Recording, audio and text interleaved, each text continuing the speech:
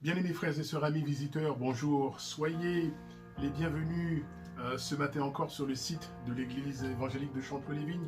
J'espère que vous allez bien, j'espère que cette semaine s'est bien passée. Et ce matin, ensemble, nous nous retrouvons avec un même cœur, avec un même désir, celui de célébrer notre Dieu, de le louer, de l'adorer et de lui apporter toute la reconnaissance qui lui revient. Avant d'entonner quelques chants ensemble, nous allons ensemble courber nos fronts et nous allons remettre, bien entendu, toute cette journée entre les mains de notre Dieu. Et je saisis également l'occasion pour saluer tous nos bien-aimés qui suivent nos réunions, que ce soit de près ou de loin. Que le Seigneur vous bénisse tout au long de cette journée. Seigneur, nous te bénissons pour cette merveilleuse journée que tu nous as donnée. Il y a réellement beaucoup de joie dans notre cœur de nous retrouver ensemble pour te célébrer. Seigneur, conduis-nous tout au long de cette journée, Père, au nom puissant de Jésus. Amen.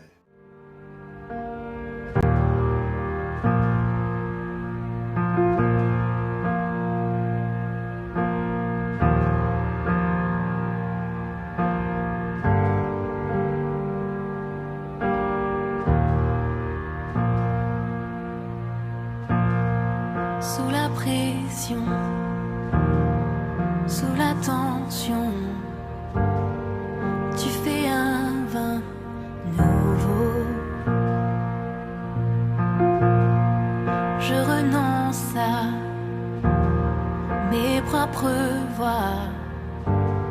Tu traces un chemin nouveau. Alors je m'abandonne entre tes tendres mains. Quand j'ai confiance en toi, je n'ai rien à craindre. Fais de moi un vase, fais de moi une offrande, fais de moi ce que tu veux que je sois. Je n'ai rien à offrir, Jésus, tu m'as tout donné. Fais déborder ma vie d'un vin nouveau.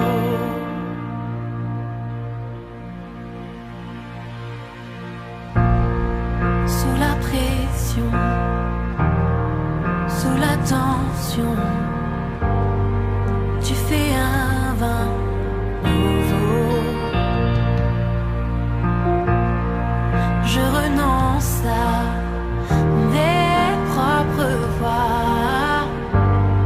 Je trace un chemin nouveau.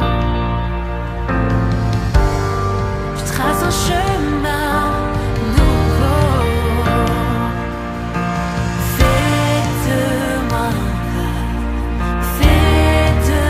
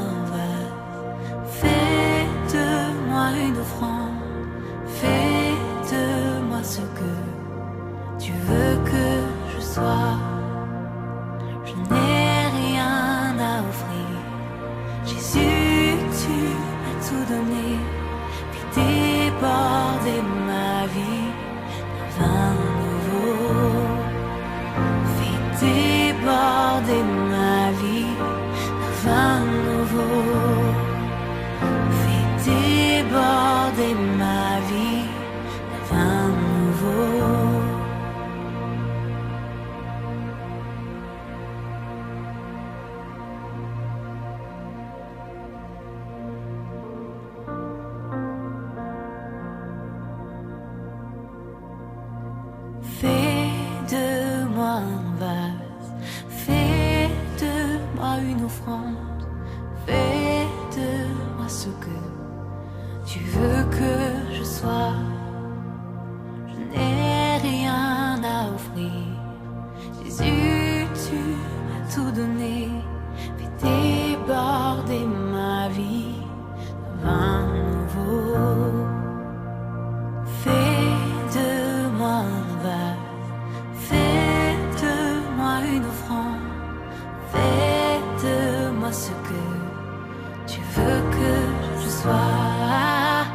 Je n'ai rien à offrir. Jésus, tu m'as tout donné. Fais déborder ma vie d'un vin nouveau.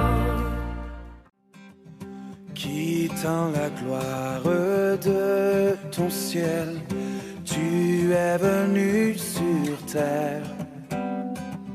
Fils aimé du Dieu éternel, tes bras tu as ouverts.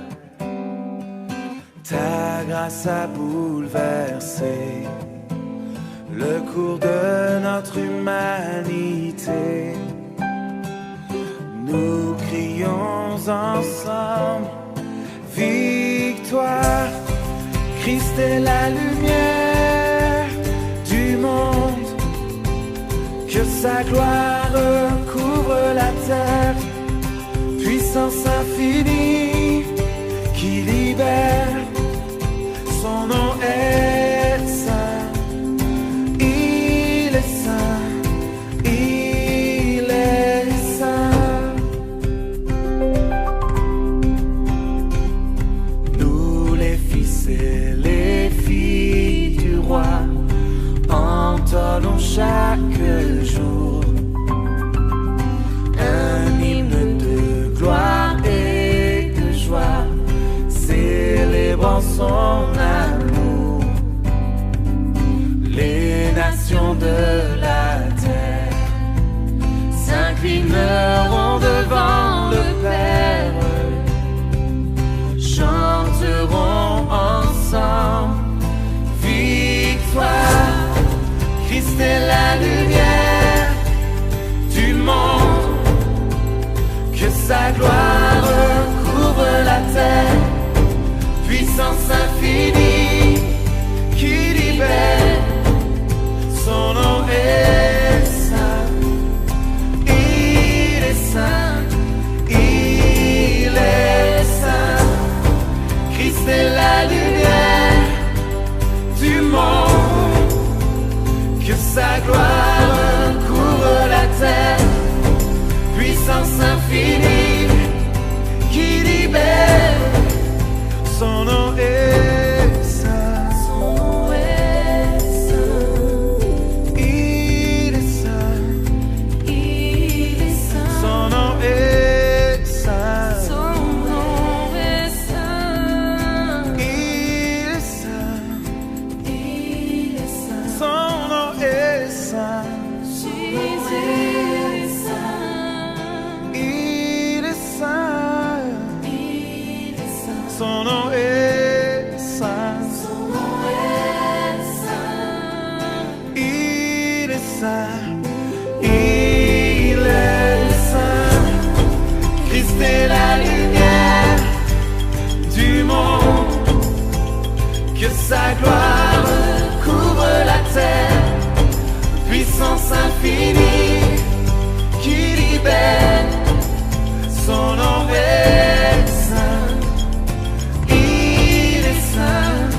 Christ est saint. Christ est saint.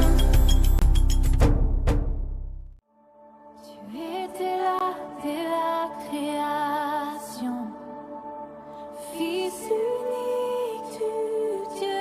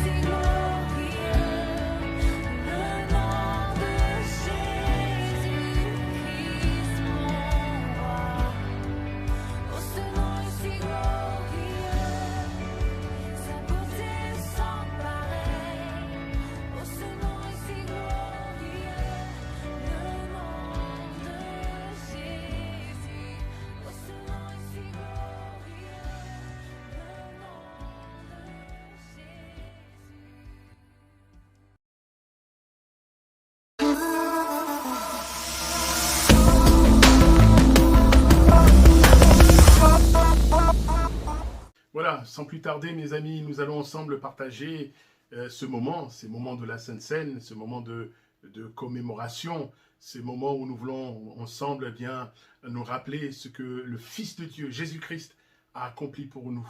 Et j'aimerais lire avec vous ce passage dans la parole de Dieu, dans l'Épître aux Philippiens au chapitre 2, à partir du verset 5.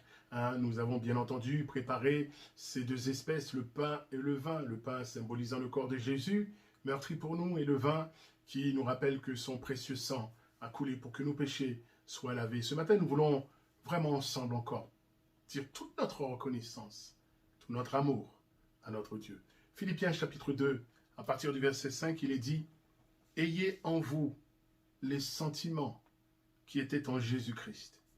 Existant en forme de Dieu, il n'a point regardé son égalité avec Dieu comme une proie à arracher, mais il s'est dépouillé lui-même en prenant une forme de serviteur, en devenant semblable aux hommes. Il a paru comme un vrai homme, il s'est humilié lui-même, se rendant obéissant jusqu'à la mort, même jusqu'à la mort de la croix. Alléluia. La croix, mes amis, frères et sœurs, est notre victoire.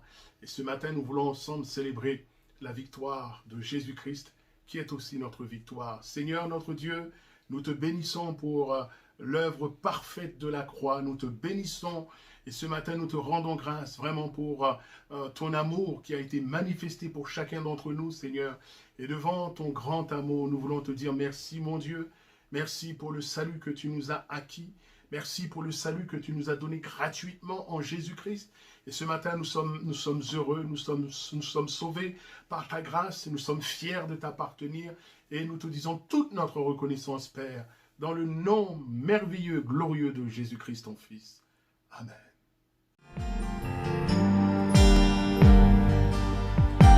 J'entre pour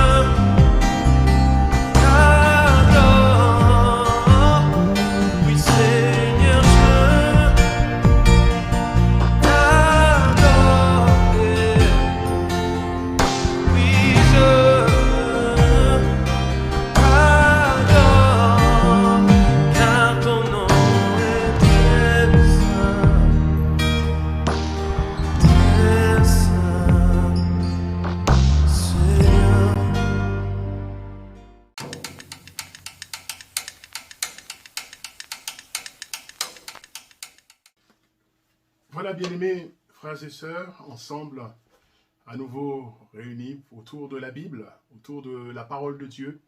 Et ce matin, nous allons ensemble ouvrir le Saint-Livre et recevoir le conseil de Dieu pour chacun d'entre nous. Voulez-vous que nous courbions nos fronts et que nous réclamions l'aide du Seigneur? Que Dieu puisse encore ce matin nous conduire. Seigneur, nous nous tenons devant toi, nous nous tenons devant ta parole, et nous ne voulons pas être des auditeurs oublieux. Nous prions au nom de Jésus, afin que par le Saint-Esprit, tu ouvres encore notre intelligence, et que tu nous permettes, Seigneur, de recevoir ta parole, que notre cœur soit comme cette bonne terre, dans laquelle ta parole est accueillie, et qu'elle puisse germer, porter du fruit, Seigneur, pour la gloire de ton nom. Seigneur, veux-tu nous diriger encore? Veux-tu nous aider dans ce temps où nous sommes devant toi? Veux-tu encore nous permettre, Seigneur, d'avancer avec toi, de progresser dans la connaissance de ta personne, Père? À toi la gloire ce matin, au nom de Jésus. Amen. Voilà, c'est le moment tant attendu ensemble où nous ouvrons le Saint-Livre. Bien-aimés frères et sœurs, nous devons chaque jour de nos vies, nous devons réaliser que la parole de Dieu, la Bible, une fois que nous l'avons reçue dans notre cœur, une fois que nous l'avons accueillie dans notre cœur, nous devons réaliser et comprendre que cette parole, mes amis, elle nous est utile seulement à partir du moment où nous la mettons en pratique, à partir du moment où nous l'appliquons personnellement dans notre vie, où nous la vivons. Sinon, elle ne nous sert à rien. C'est à partir du moment où nous l'appliquons qu'elle agit, que nous voyons son œuvre se faire. J'ai noté, lire la Bible, c'est bien. Connaître la Bible, mes amis, frères et sœurs, c'est bien. Écouter les prédications, que ce soit sur Internet ou dans les églises, c'est une bonne chose. Mais j'aimerais vous dire ce matin, mettre la parole de Dieu en pratique, l'appliquer personnellement dans nos vies, c'est mieux. C'est même beaucoup mieux, mes amis, frères et sœurs. D'ailleurs, à ce sujet, l'apôtre Jacques dira ces paroles dans l'épître de Jacques au chapitre 1er et au verset 22. Jacques dira « Mettez en pratique la parole et ne vous bornez pas à l'écouter en vous trompant vous-même par de faux raisonnements. » Ou encore, selon une autre version, selon la Bible du Semeur, il est dit « Seulement ne vous contentez pas de l'écouter, traduisez-la en actes, sans quoi vous vous tromperiez vous-même. » Et mes amis, si ce matin, nous devions prendre le temps pour nous arrêter et pour faire le compte, pour calculer le nombre de prédications que vous avez entendues depuis que vous vous êtes convertis à Jésus-Christ, je pense que le nombre serait impressionnant, sans même aller plus loin. Allez, depuis le début de l'année, si nous devions ce matin nous arrêter et comptabiliser depuis le début de l'année 2021 et faire le compte du nombre de prédications que vous avez entendues, que vous avez reçues, le chiffre, je le crois, serait également impressionnant. Mais j'aimerais nous poser cette question, mes amis, frères et sœurs. De par toutes ces prédications entendues, qu'est-ce que vous en avez fait? Qu'avons-nous fait de toutes ces prédications? De toutes ces fois où Dieu, au travers de sa parole, a parlé à nos cœurs? Comment avons-nous appliqué ce que nous avons reçu, ce que nous avons entendu? Comment l'avons-nous appliqué dans notre vie personnelle? L'avons-nous seulement fait? L'avons-nous appliqué dans notre vie? L'avons-nous mis en pratique personnellement dans notre vie? J'aimerais lire avec vous ce passage dans l'évangile de Luc, au chapitre 10, et à partir du verset 25 à 37. Lisons ensemble dans l'évangile de Luc, au chapitre 10, à partir du verset 25. Voilà ce qu'il est dit. Un docteur de la loi se leva et dit à Jésus, pour l'éprouver, « Maître, que dois-je faire pour hériter la vie éternelle ?» Jésus lui dit, « Qu'est-il écrit dans la loi? Qui lis-tu » Il répondit, « Tu aimeras le Seigneur ton Dieu de tout ton cœur, de toute ton âme, de toute ta force et de toute ta pensée, et ton prochain comme toi-même. » « Tu as bien répondu, lui dit Jésus, fais cela et tu vivras. » Mais lui, voulant se justifier, dit à Jésus, « Et qui est mon prochain ?» Jésus prit la parole et dit, « Un homme descendait de Jérusalem à Jéricho. Il tomba au milieu des brigands qui le dépouillèrent, le chargèrent de coups et s'en allèrent, le laissant à demi-mort. Un sacrificateur qui fortuitement descendait par le même chemin, ayant vu cet homme, passa outre. Un lévite qui arriva aussi dans ce lieu, l'ayant vu, passa outre. Mais un samaritain qui voyageait, étant venu là, fut ému de compassion lorsqu'il le vit. Il s'approcha et banda ses plaies en y versant de l'huile et du vin. Puis il le mit sur sa monture, le conduisit à une hôtellerie et prit soin de lui. Le lendemain, il tira 2 deniers, les donna à l'hôte et dit, « Aie soin de lui, et ce que tu dépenseras de plus, je te le rendrai à mon retour. » Lequel de ces 3 te semble avoir été le prochain de celui qui était tombé au milieu des brigands? C'est celui qui a exercé la miséricorde envers lui, répondit le docteur de la loi. Et Jésus lui dit, va, et toi, fais de même. Va, et toi, fais de même. Mes amis, cette parabole de Jésus-Christ est extraordinaire. Extraordinaire à plus d'un titre, d'ailleurs. Et ce matin, j'aimerais que nous nous laissions interpeller par Dieu. Que la parole de Dieu ce matin puisse nous interpeller, vous interpeller, m'interpeller, interpeller chacun d'entre nous. Et bien sûr, je peux nous interroger ce matin en nous posant cette question, mais quel est l'impact de l'Église sur nos vies? Quel est le nombre de prédications que vous avez entendues dans l'Église? Et au vu de toutes ces prédications que vous avez entendues, mes amis, frères et sœurs, qu'en est-il de la mise en pratique personnelle, de l'application personnelle, de la mise en pratique individuelle de la parole de Dieu? Qu'en est-il, mes amis, frères et sœurs, de votre dévotion personnelle? Quel est l'impact de l'Évangile dans vos vies? Quel est, mon ami, mon frère, ma sœur, quel impact la parole de Dieu elle a sur ta vie, sur ma vie, sur notre vie? Quel est l'impact de l'Évangile, mes amis, frères et sœurs, sur nos vies? Parce que cela est capital. Mes amis, l'Église, frères et sœurs de Chanteloup-les-Vignes, bien-aimés, l'Église que nous représentons, chacun pour notre part, j'ai noté, l'Église devrait davantage, toujours plus, suivre l'exemple du bon Samaritain. L'Église, mes amis, frères et sœurs, que nous représentons, devrait suivre l'exemple du bon Samaritain. Qu'est-ce que l'Église, me direz-vous? Vous le savez. L'Église, ce n'est pas le bâtiment seulement, ce n'est pas les locaux seulement. Mais l'Église, mes amis, frères et sœurs, c'est vous, c'est moi, c'est nous. C'est tous ceux, toutes celles qui ont reçu Jésus-Christ dans leur cœur par la foi comme leur sauveur et Seigneur personnel. L'Église, mes amis, frères et sœurs, eh bien, est composée de pierres vivantes. Et nous sommes ces pierres vivantes. Nous qui avons foi en Jésus-Christ.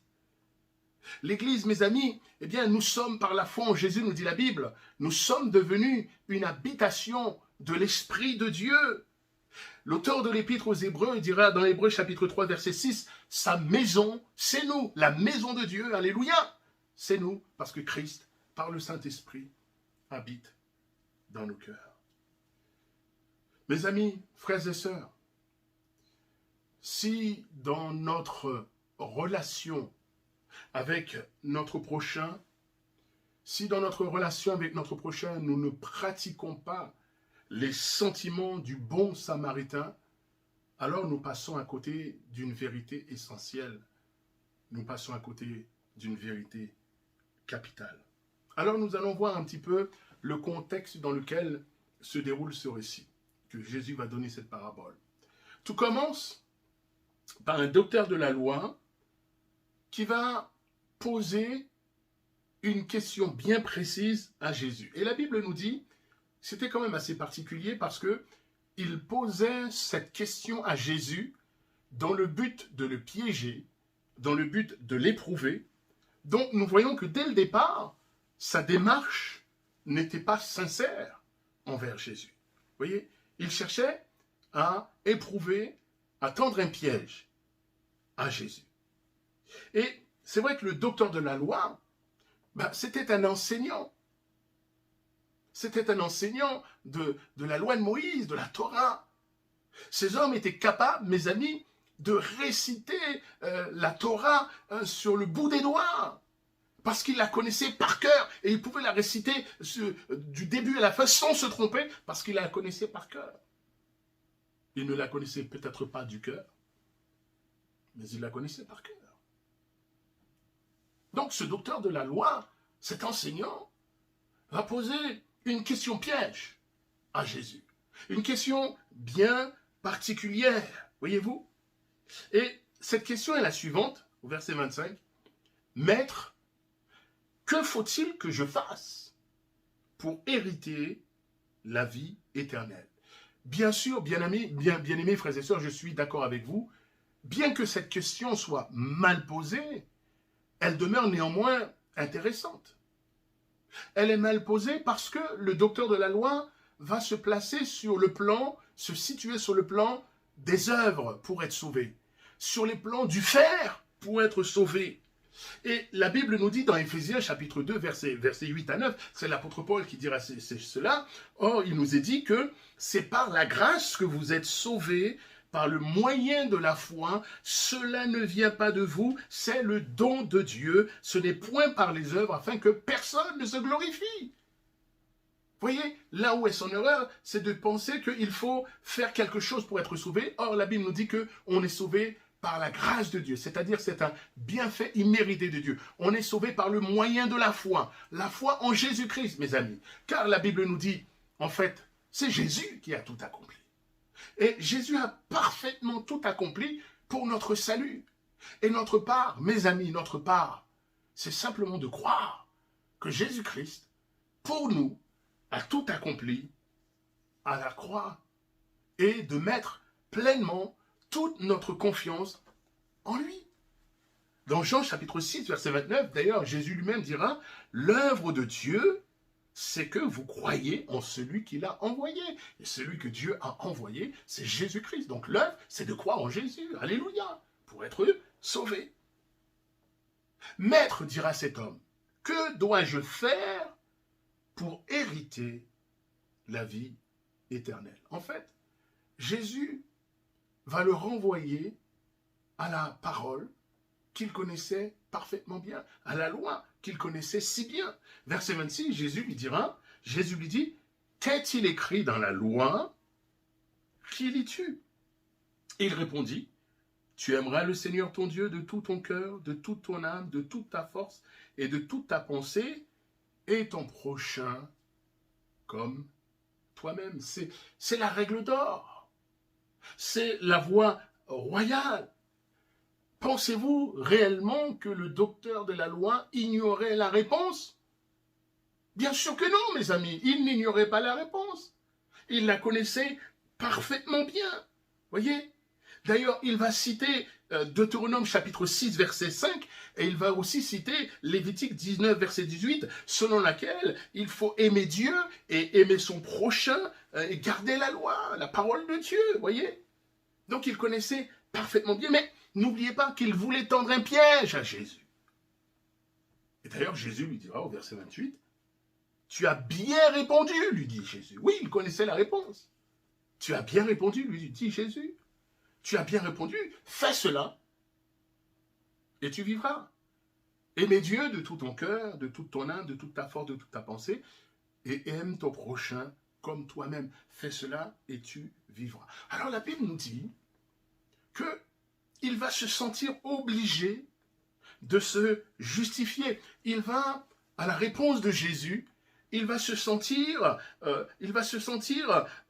obligé de se défendre contre les responsabilités qu'entraînaient les paroles de Jésus. Et là, on peut dire, tel est pris qu'il croyait prendre. Il pensait tendre un piège à Jésus, mais c'est lui qui est pris au piège. Alors, il se sent obligé de se justifier. Pourquoi? Peut-être parce que sa conscience lui reprochait quelque chose. Et au lieu de dire, face à cette parole, de dire à Jésus, mais comment puis-je faire cela? Je n'en suis pas capable.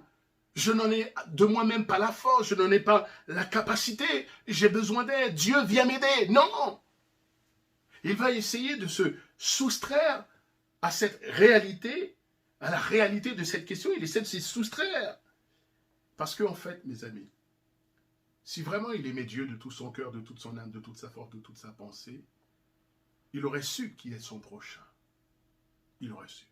Alors il va essayer de se soustraire, et il va poser cette question à Jésus. Et qui est mon prochain? Aimer Dieu, ok. Aimer mon prochain, d'accord. Mais en fait, mon prochain, c'est qui?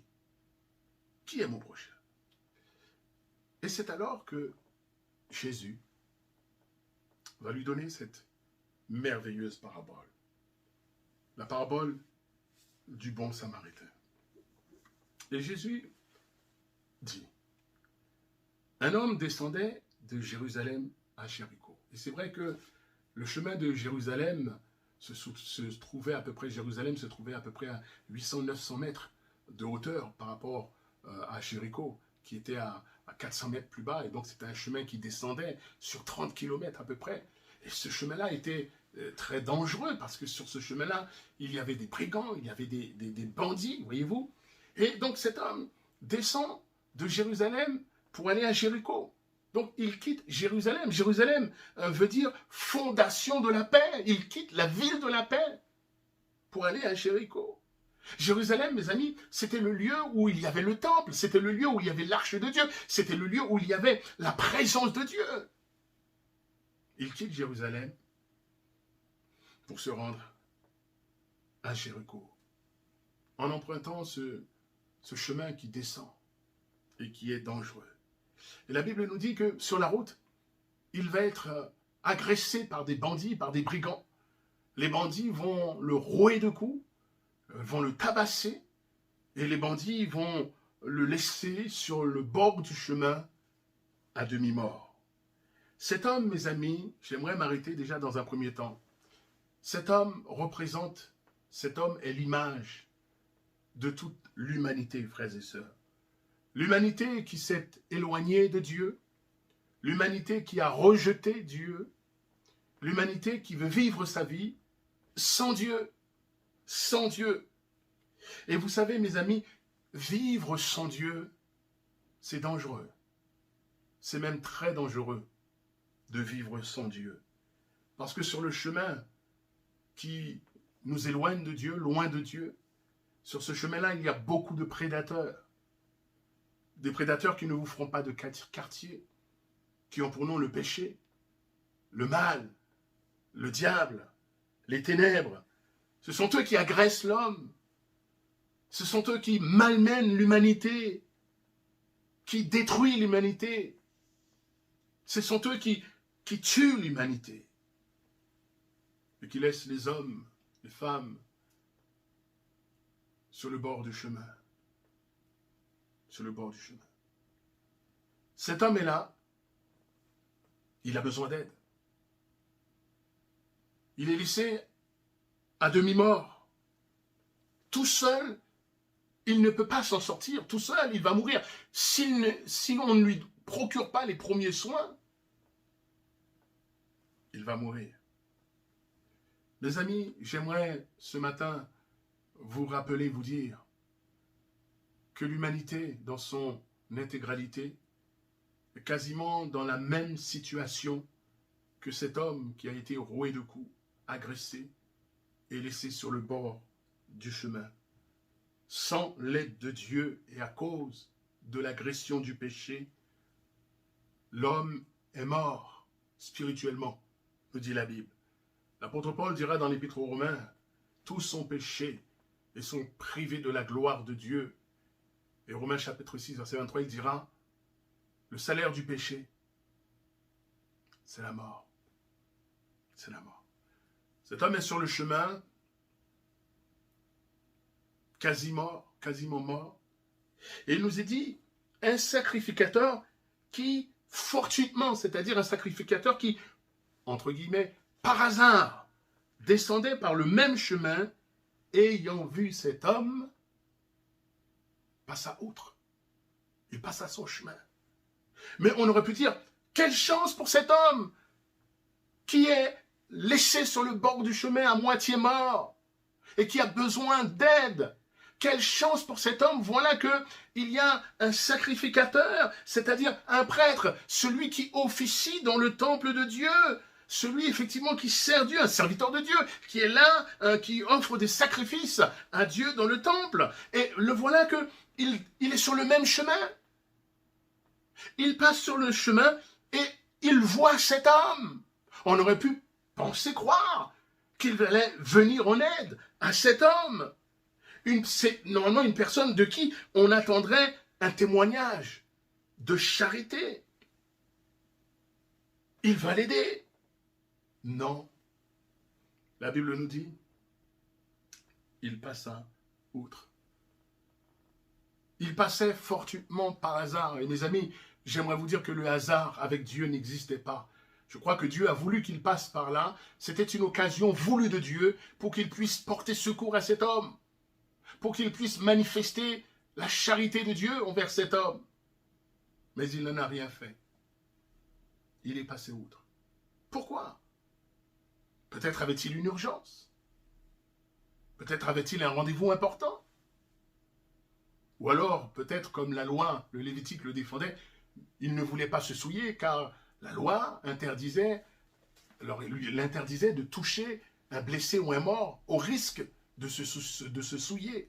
Alors nous ne voulons pas se souiller, donc il n'a pas voulu toucher cet homme mort, à demi-mort. Donc il a passé son chemin. Voilà, nous dit la Bible, qu'après le sacrificateur, maintenant c'est un lévite qui passe aussi sur le même chemin. Un lévite, c'est aussi un assistant du sacrificateur. Lui aussi, il sert Dieu dans le temple. Vous voyez, il assistait le sacrificateur dans son service.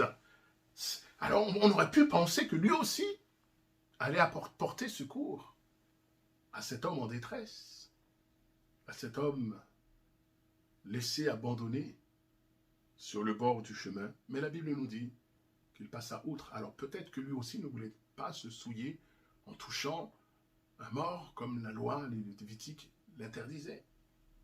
Bon. En fait, qu'est-ce que nous pouvons comprendre par cela? Eh bien, mes amis, nous pouvons comprendre, au travers de ces deux hommes, de ces deux religieux, nous pouvons comprendre ce matin que la religion, si bonne soit-elle, la religion ne peut pas vous sauver. La religion ne peut pas vous sauver. Ce dont vous avez besoin, c'est d'un sauveur. Et le sauveur, c'est Jésus de Nazareth. Alléluia.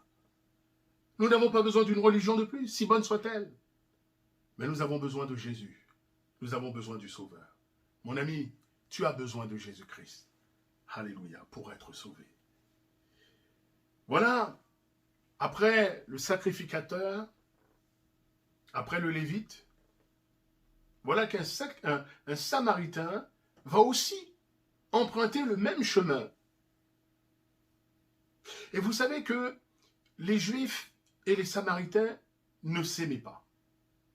Mais ils ne s'aimaient pas du tout, du tout. D'ailleurs, il est dit qu'un Juif préférerait, s'il mourrait de soif, il préférerait mourir de soif plutôt que d'accepter un verre d'eau offert par un Samaritain. C'est pour dire la haine qui existait entre ces deux peuples. Ils ne pouvaient pas se voir. Ils ne s'aimaient pas du tout. Et voilà qu'un Samaritain se trouve sur le même chemin. Et sa réaction est diamétralement opposée que la réaction du sacrificateur qui a vu son compatriote par terre ou du Lévite. Le Samaritain va agir diamétralement de façon opposée. La Bible nous dit, au verset 33, « Il fut ému de compassion, ses entrailles ont été touchées. Il fut ému de compassion lorsqu'il vit cet homme dans la détresse, roué de coups, sanguignolant, à demi-mort. Il fut ému de compassion lorsqu'il le vit. » Et, mes amis, c'est lui, le Samaritain, l'ennemi des Juifs, le méprisé. C'est lui qui va s'arrêter, qui va descendre de sa monture, qui va s'approcher du blessé, qui va lui porter secours et qui va bander ses plaies, le mettre sur sa monture, l'emmener à l'hôtellerie. Il va verser de l'huile. L'huile adoucit les plaies, adoucit bien sûr la blessure. Il va verser du vin. Le vin désinfecte les plaies. Il va le mettre sur sa monture et il va l'emmener dans l'hôtellerie pour le soigner. L'hôtellerie, c'est l'image de l'Église. L'Église qui est un lieu où Jésus restaure l'âme. L'Église qui est un lieu où Jésus guérit les cœurs brisés, où Jésus relève les blessés, où Jésus prend soin, encourage, fortifie, relève. L'Église, alléluia, qui est ce lieu où la miséricorde de Dieu se manifeste. Et ayant pris soin de ce blessé, la Bible nous dit que le lendemain, avant de partir, il va donner 2 deniers à l'autre en lui disant, eh bien, prends soin de lui. Et s'il manque quelque chose, à mon retour, eh bien, je te donnerai ce que tu auras dépensé de plus. Verset 35, aie soin de lui, et ce que tu dépenseras de plus, je te le rendrai à mon retour. Oui, mes amis, frères et sœurs, alléluia, Jésus doit revenir. Et Jésus va revenir. Il nous l'a promis. Il a dit qu'il a été nous préparer une place dans la maison de son Père.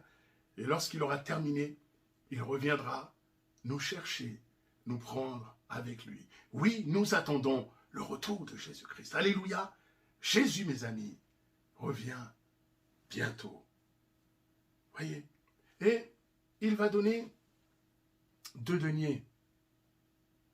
Et ces 2 deniers étaient largement suffisants.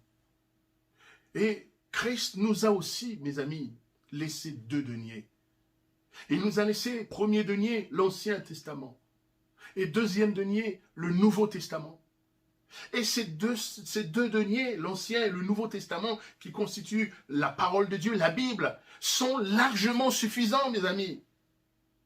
C'est largement suffisant pour nous montrer le chemin qui conduit à la vie éternelle, pour nous montrer le chemin qui conduit à la vie. Alléluia.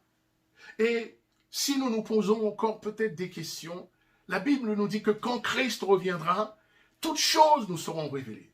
Et nous connaîtrons tel que nous avons été connus. Alléluia.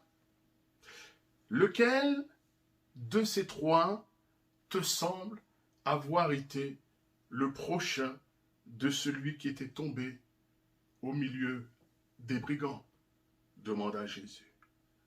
Le docteur de la loi avait, en tant que bon juif, avait une telle haine pour les Samaritains, voyez-vous, que Il n'osait même pas, ça lui faisait mal de prononcer le nom de Samaritain. Et regardez ce qu'il va dire. Il ne va même pas prononcer son nom. Verset 37, il dira « Celui qui a exercé la miséricorde envers lui, envers le blessé, répondit le docteur de la loi. » Ce à quoi Jésus lui dit « Va, et toi, fais de même. Va, et toi, fais de même. » Pour conclure, mes amis, je dirais ceci. Ce qui manquait à cet homme, ce n'était pas la connaissance. Puisque nous voyons qu'il connaissait la loi parfaitement bien, c'était un enseignant. Ce n'était pas la connaissance qui lui manquait. De même, je dirais aujourd'hui, ce qui manque aux chrétiens, aux chrétiens de nos églises, ce qui manque au peuple de Dieu, pour une bonne partie d'entre eux, ce qui manque aux chrétiens d'aujourd'hui, ce n'est pas la connaissance. Parce que la connaissance, si vous faites le nombre de toutes les prédications que vous avez entendues, vous noterez que la connaissance, vous l'avez. Vous savez ce que Dieu attend de vous. La connaissance, elle est là. Non. Ce qui manque aux chrétiens, frères et sœurs amis, c'est la mise en pratique de la parole de Dieu. C'est l'application de la parole de Dieu. Ce qui manque à bon nombre de chrétiens d'aujourd'hui, c'est l'obéissance à la parole de Dieu, à la lumière de ce que nous savons. À la lumière de ce que nous savons, Dieu attend l'obéissance. Fais cela, dit Jésus, et tu vivras. Aimer, c'est vivre. En aimant, mes amis, frères et sœurs, nous fournissons la preuve certaine que nous vivons. L'apôtre Paul dira dans la première épître aux Corinthiens, chapitre 13, verset 8, Paul dira, l'amour ne périt jamais. Ou selon la Bible du semeur, l'amour n'aura jamais de fin. 1 Corinthiens 13, 18, Paul dira encore, maintenant donc, ces trois choses demeurent. La foi, l'espérance, l'amour, mais la plus grande de ces choses, c'est l'amour. Alléluia. Mais la plus grande de ces choses, c'est l'amour. L'apôtre Jean dira dans 1 Jean, chapitre 3, verset 14, « Nous savons que nous sommes passés de la mort à la vie parce que nous aimons les frères, et celui qui n'aime pas demeure dans la mort. Quiconque hait son frère est un meurtrier, et vous savez qu'aucun meurtrier n'a la vie éternelle demeurant en lui. » Mon épouse est mon prochain. Mes enfants, mes parents, mon frère, ma sœur, mon frère dans l'église, ma sœur dans l'église, mon voisin, mes amis, est mon prochain. Prenez le temps, regardez autour de vous. Allez, tournez le regard, regardez. Eh oui, c'est mon prochain. La personne qui est en face de vous. Peut-être votre femme, peut-être vos enfants, votre mère, votre tante, votre ami, que sais-je. C'est ton prochain. C'est ton prochain. Jésus, en fait, mes amis, frères et sœurs, Jésus nous enseigne qu'une personne devait être le prochain de quiconque se trouve dans le besoin. Toute personne qui a besoin de toi est ton prochain. Est ton prochain. L'amour chrétien, c'est un amour international, sans distinction de race, sans distinction de classe sociale ou de couleur de peau. C'est un amour sans limite, mes amis, et sans limite. L'apôtre Paul dira dans Romains chapitre 10, verset 12, « Il n'y a aucune différence en effet entre le juif et le grec, puisqu'ils ont tous un même Seigneur qui est riche pour tous ceux qui l'invoquent. Et 1 Timothée chapitre 2, versets 4 à 5, c'est là la volonté de Dieu, Dieu qui veut que tous les hommes soient sauvés et parviennent à la connaissance de la vérité, car il y a un seul Dieu et aussi un seul médiateur entre Dieu et les hommes, Jésus-Christ homme, qui s'est donné lui-même en rançon pour tous. En fait, au travers de cette parabole du bon samaritain, en fait, Jésus raconte tout simplement sa propre histoire. Parce que la Bible nous dit que Jésus est celui qui est descendu du ciel. Il a quitté son ciel de gloire. Il s'est approché de nous. D'ailleurs, son nom, Emmanuel, veut dire Dieu avec nous. C'est un Dieu qui s'approche de l'humanité, qui s'approche de l'homme. Dieu est un Dieu qui se veut proche de l'être humain, proche de l'homme. Il s'est approché de nous. Il a pansé nos plaies. Il a pansé nos blessures. Il a pris nos souffrances. Nous qui étions morts, il nous a rendus à la vie. Alléluia. Il nous a rendus à la vie. Jésus, qui a été traité de samaritain dans Jean chapitre 8, verset 48, vous pouvez lire cela. Il est celui qui est sur le bois de Golgotha à la croix. Il est celui qui a payé notre dette. Il est celui qui a payé notre rançon. Il l'a payé de son propre sang, de sa propre vie. Il a donné volontairement sa vie pour chacun d'entre nous. Et donc la question que Jésus pose à ce docteur de la loi, lequel des trois, le sacrificateur, le lévite ou le samaritain, lequel des trois aimerais-tu rencontrer si tu étais à ton tour dans la détresse? C'est ce que Jésus lui demande. En fait, mon ami, mon frère, ami, ma sœur, ne te demande pas qui est ton prochain, mais demande-toi plutôt de qui, toi, tu peux être le prochain. Qui a besoin de ton amour, de ton soutien? Oh, mes amis, frères et sœurs, que Dieu nous aide. Et en disant cela, j'ai dit, Seigneur, viens-moi en aide, car j'ai tellement besoin de toi, tellement besoin de ta grâce. Et je crois que tous, autant que nous sommes ce matin, mes amis, frères et sœurs, nous avons besoin de l'aide du Seigneur. J'ai besoin, tu as besoin, nous avons besoin. L'Église a besoin de l'aide de Dieu pour aimer plus, pour aimer davantage, pour aimer mieux, pour grandir dans l'amour du Seigneur. L'apôtre Jean dira dans 1 Jean chapitre 3 verset 16, « Nous avons connu l'amour en ce qu'il a donné sa vie pour nous. Nous aussi, nous devons donner notre vie pour les frères. » C'est vrai, mes amis, de nous-mêmes, nous n'en sommes pas capables. L'être humain, livré à lui-même, n'est pas réellement capable d'aimer. C'est pour cette raison que nous avons besoin du Seigneur. C'est pour cette raison que nous avons besoin de l'aide de Dieu.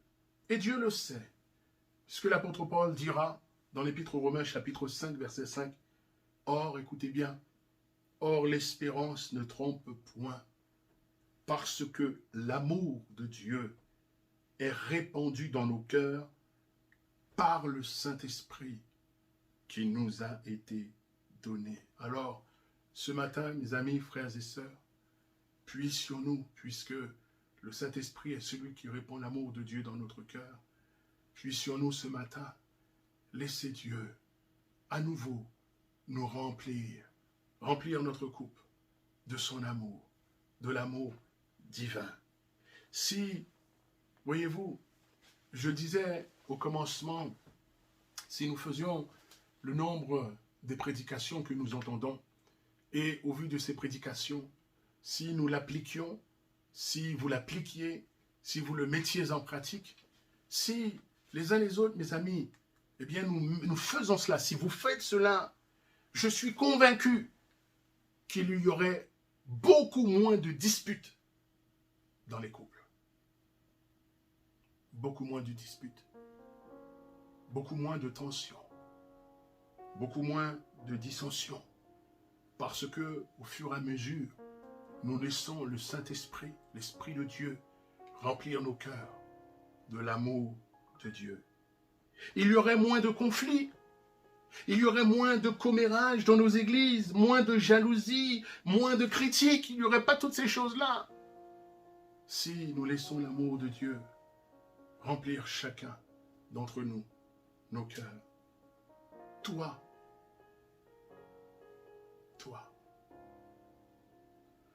fais de même, dit Jésus. Vous savez, savoir n'est rien si on n'agit pas en conséquence. Alors puissions-nous ce matin dire au Seigneur, c'est ma prière ce matin, non seulement pour moi-même, mais aussi pour chacun d'entre vous. Puissions-nous ce matin dire, Seigneur, c'est vrai, tu nous as rendus capables parce que tu as mis ton esprit en nous. Seigneur, viens nous remplir à nouveau, viens nous renouveler à nouveau. Laisse-nous chaque jour de nos vies laisser le Saint-Esprit nous remplir, nous communiquer l'amour de Jésus. Seigneur, viens nous transformer, viens nous changer. Continue encore ton œuvre dans chacune de nos vies, afin que nous puissions refléter les sentiments du bon Samaritain. Et je termine, l'apôtre Jacques dira dans Jacques 4, 17, « Celui donc qui sait faire ce qui est bien et qui ne le fait pas, commet un péché. » Et enfin, Philippiens, chapitre 2, verset 5, je terminerai avec cette parole. Philippiens 2, 5. « Ayez en vous les sentiments qui étaient en Jésus-Christ. » Ayez en vous les sentiments qui étaient en Jésus-Christ. Alléluia. Que Dieu nous aide, mes amis. Que dans l'Église, nous puissions refléter les sentiments du bon Samaritain, les sentiments de Jésus-Christ. Que dans les foyers, dans les familles, dans l'Église, que Dieu nous aide, mes amis, à vivre cela, à refléter cela davantage. À Dieu soit toute la gloire. Amen. Nous te bénissons, Seigneur, et nous te rendons grâce. C'est vrai, devant ta parole, nous nous sentons bien limités. Et c'est vrai que nous voulons crier à toi, parce que tu as dit que quand un malheureux crie, l'Éternel l'entend. Nous voulons crier à toi, Seigneur, pour te demander ton aide. Nous voulons crier à toi, Seigneur, pour que tu nous secours par ton esprit. Que tu nous permettes chacun pour notre part, là où nous en sommes. Permets-nous, Seigneur, de grandir dans tes voies. Permets-nous de grandir dans l'amour. Seigneur, parce que la Bible nous dit, car Dieu est amour. Aide-nous dans toutes ces choses. Aide-nous à vivre cela davantage dans l'Église, Seigneur. Dans nos foyers, dans nos familles, au travail, avec nos amis, nos collègues, nos voisins, Seigneur, là où nous sommes. Nous te bénissons, Seigneur. Et nous voulons ouvrir nos yeux. Nous voulons être capables de voir, non pas avec les yeux charnels, mais avec les yeux du cœur. Nous te bénissons, Seigneur, parce que tu es un Dieu fidèle. Et Seigneur, c'est toi qui nous emmènes plus loin que, oui, dans ta maison, dans l'église, ce soit un lieu de restauration, un lieu de guérison, un lieu de rétablissement, un lieu d'encouragement, un lieu, Seigneur, où tu nous missionnes pour porter l'amour de Dieu autour de nous. À toi la gloire ce matin, dans le nom puissant de Jésus. Bénis les familles, Seigneur. Bénis les foyers. Bénis les parents, bénis les enfants, bénis nos amis, que personne ne soit oublié, dans le nom puissant de Jésus. Amen.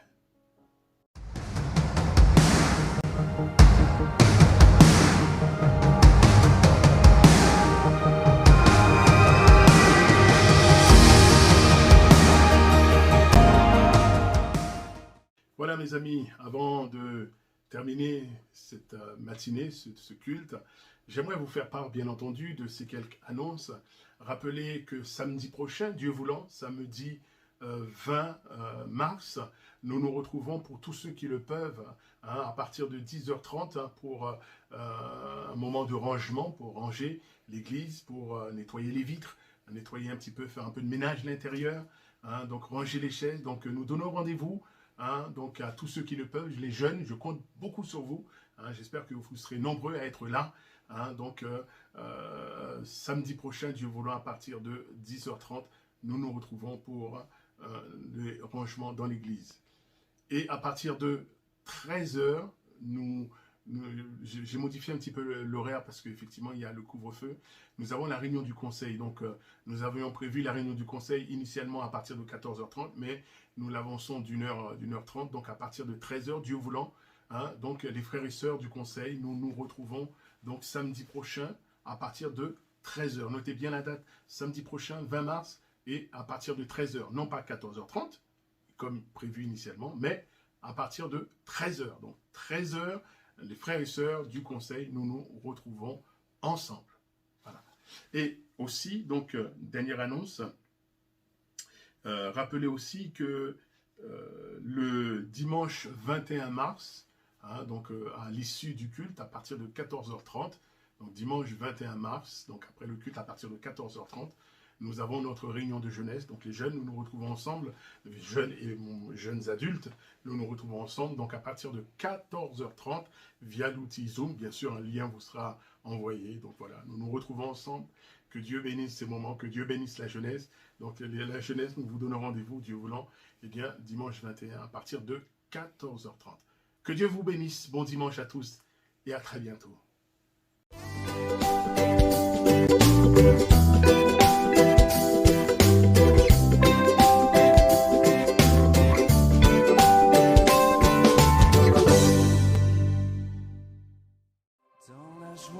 Quand le soleil m'inonde sur les monts où ta présence abonde, oh. Jésus, je te suivrai dans la peine quand mon âme sombre, dans la vallée du deuil et de l'ombre. Jésus, je te suis.